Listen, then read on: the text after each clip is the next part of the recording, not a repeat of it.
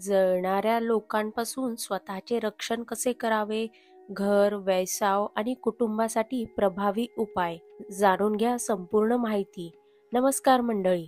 कधी कधी तुम्हाला असं वाटतं का की सगळं काही सुरळीत चाललेलं होतं, पण अचानक काहीतरी त्रास सुरू झाला? कधी घरात सतत भांडणं होत आहेत, कधी व्यवसायात अनपेक्षित नुकसान होत आहे, कधी तुम्ही एखादं यश गाठताच आजूबाजूचे लोक दुरावतायत, तर कधी लहान मूल सतत किरकिर करतं, रडतं, काही कारण नसताना देखील ते चिडतं. तर मंडळी, हे सगळं एखाद्या जळणाऱ्या व्यक्तीच्या नजरेचं काम असू शकतं.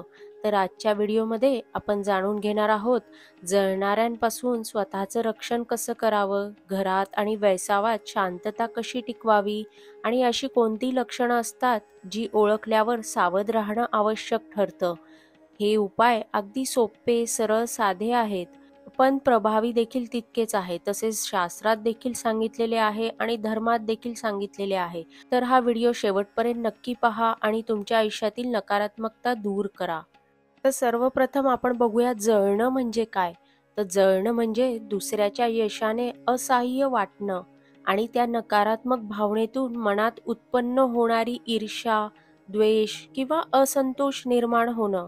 सौंदर्याने, श्रीमंतीने किंवा सुखाने मनात निर्माण होणारी असूया ही नकारात्मक भावना आपल्या भोवतीच्या लोकांकडूनच अनेकदा आपल्याला जाणवते. या भावना शब्दांनी नाही, पण ऊर्जेने तुमच्यावर परिणाम करू शकतात. कधी तुम्ही विचार करता का, मी काही वाईट केलं नाही, मग हे माझ्यासोबतच का होतंय? तर त्यामागे एक गुप्त शक्ती असू शकते, ती म्हणजे दुसऱ्यांची जळणारी नजर. आता ही कशी ओळखायची बरं? कोणीतरी आपल्यावर जळतंय किंवा कोणीतरी आपल्यावर नजर लावतंय, हे कसं नेमकं ओळखायचं? तर सर्वप्रथम कसं ओळखायचं, तर आपल्याला कोणतीही गोष्ट सांगितल्यावर त्या व्यक्तीचा चेहरा उतरतो. तसेच तुमच्या यशाबद्दल ऐकून स्तुती करण्याऐवजी ते लोक टीका करतात. तुम्ही काही नवे सुरू करताच मध्ये मध्ये अडथळे येऊ लागतात. अचानक आर्थिक नुकसान, वाद, घरात भांडणं सुरू होतात. तर हे झालं आपण त्या व्यक्तीला कसं ओळखायचं ते. आता आपण बघूया जळणाऱ्या लोकांपासून संरक्षण कसे करायचे, कोणते सोपे उपाय आहेत. तर सर्वप्रथम सगळ्यात सोपा उपाय म्हणजे लिंबू मिरची बांधणे. नजर उतरण्यासाठी उत्तम पर्याय आहे. दर शुक्रवारी घराच्या दारावर लिंबू आणि 7 मिरच्या काळ्या दोऱ्याने बांधून टांगा. यामुळे नकारात्मक ऊर्जा बाहेर अडते. दुसरा सोपा उपाय म्हणजे घरात नियमित पूजा करावी. सकाळी आणि संध्याकाळी दिवा लावावा. आपल्या इष्ट देवतेचे नामस्मरण करावे. तसेच ओम, महामृत्युंजय मंत्र किंवा रामरक्षा म्हणणे देखील फायदेशीर ठरते. तिसरा सोपा उपाय म्हणजे मीठ वापरून शुद्धीकरण करावे. आठवड्यातून एकदा पाण्यात थोडं मीठ टाकून घर स्वच्छ पुसावे. यामुळे घरातील नकारात्मक ऊर्जा निघून जाते. चौथा उपाय म्हणजे काळे तीळ आणि काळं उडदाचे दान करणे. शक्य असल्यास शनिवारच्या दिवशी काळ्या तिळाचं दान करा किंवा उडदाची डाळ गरजू लोकांना दान करा. पाचवा उपाय म्हणजे काळे धागे किंवा निळी रुईची फुले वापरणे. लहान मुलांना किंवा स्वतःला देखील पायाला किंवा हाताला काळा धागा बांधू शकता. तसेच निळ्या रुईच्या फुलाला घरात ठेवणे देखील प्रभावी मानले जाते. आता हे 5 सोपे उपाय आपण बघितले. जळणाऱ्यांपासून संरक्षण करण्याचे सोपे 5 उपाय बघितले. आता आपण बघूयात घराचं रक्षण कसं करावं. तर घरात जास्त आरसे, अर्धवट फोटो, दुःखी चित्रे टाळावीत. तसेच देवघरात नियमित दिवा लावावा. धूप आरती करणे आणि मंत्र म्हणणे देखील महत्त्वाचे असते.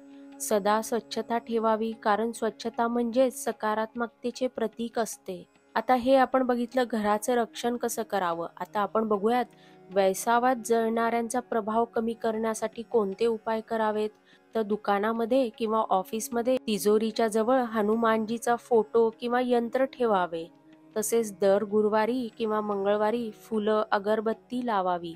तसेच कार्यालयाच्या मुख्य दरवाजावर हळदीच्या हाताचे ठसे उमटवणं अत्यंत उपयुक्त ठरते. तर आता हे झाले व्यवसायामध्ये जळणाऱ्या लोकांचा प्रभाव कमी करण्यासाठीचे उपाय. आता आपण बघूया कुटुंबाचं संरक्षण कसे करावे. तर एकात्र पूजा करावी.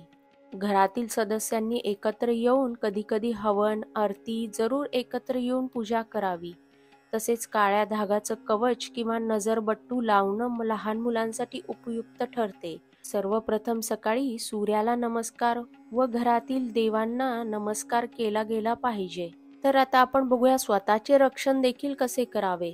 तर दररोज घरात गंधक किंवा लोबान जाळा, हे नकारात्मक ऊर्जा नष्ट करते. तसेच 2 लवंगा आणि कापूर एकत्र जाळा आणि घरभर फिरवा. तसेच समुद्री मीठ कोपऱ्यात ठेवा आणि आठवड्याने ते बदलून टाका. तसेच घरात गंगाजल शिंपडावे. तसेच तुळशीजवळ दिवा लावा आणि ओम नमो भगवते वासुदेवाय जप करावा. तसेच अजून एक उपाय म्हणजे तांदूळात मोहरी टाका आणि ते कपाटात ठेवा. प्रत्येक शुक्रवारी तुळशीला साखर आणि पाणी अर्पण करा. आता इथे विशेष काय आहे तर जळणाऱ्यांच्या मनाचा त्रास आपल्याला होऊ नये म्हणून आधी आपलं मनोबल मजबूत ठेवावं. सकारात्मक विचार, सात्विक आचरण आणि श्रद्धा हाच खरा कवच मानला जातो. मंडळी, हा व्हिडिओ आवडला का? व्हिडिओ आवडला असेल तर व्हिडिओला नक्की लाईक करा.